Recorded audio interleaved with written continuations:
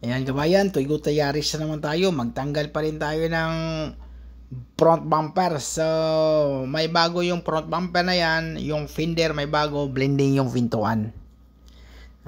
Paano tanggalin kabayan? Pag Toyota talaga kabayan, yun 10mm yun sa baba. Yan o. Diba napansin nyo? 10mm yan. Pag Toyota, lahat ng Toyota ganun talaga kabayan sa baba. Pero, yung kuwan yan siya kabayan ha. Plastic yung sa loob, hindi anong tawag yan kabayan, yung clip niya kabayan, yung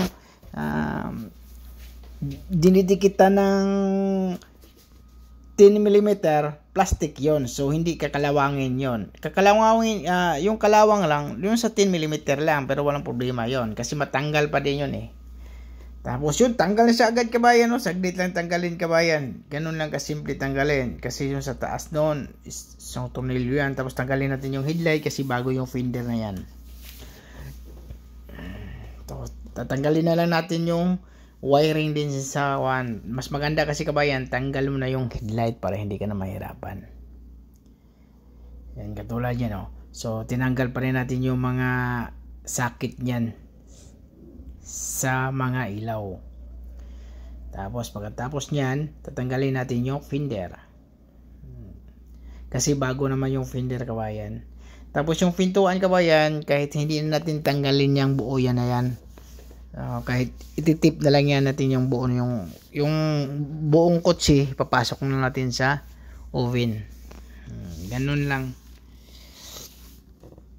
Tapos yung cover doon, yung itim kabayan, naka-clip lang yon.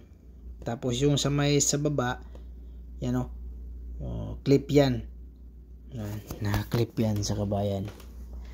Tapos yun lang kabayan, tatanggalin lang natin yung clip, pati yung sa pangilalim niya map guard. So hindi map guard yan, parang cover lang siya sa fender.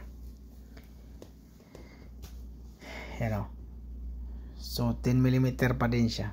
Tapos naka 10mm din sa pinakababa. Tapos mayroon siyang square nut, square na clip square. So puputulin na natin ng cutter yon. Kasi pag hindi mo putulin kabayan, mahirap din tanggalin yan kabayan. Tapos pag ibalik mo, mahirap na. Kaya ang mas maganda, putulin na lang yan.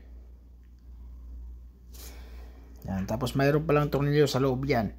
Yan, lahat ng Toyota ganun talaga ba yan? Tingnan mo, mayroon sa loob na tornilyo lang, 10mm sa loob. Tapos mayroong plastic yan, nakaharang din yan. Ipaling nyo lang. So ganun lang siya kabayan, Toyota. Halos lahat ng Toyota ganun. Kahit Toyota Yaris pa yan, mga Toyota Corolla, yung mga Toyota Innova, yung mga parehas lang din yan kabayan. Mayroon talaga yung tornilyo dun sa loob. So tanggal na siya kabayan, ganun lang kabayan, no? Yung reflector light natin, squatin mo lang para mahila natin. Ano, di ba? Tanggal lang, ganun lang kasimple. So maraming salamat kabayan, huwag kalimutang subscribe kabayan.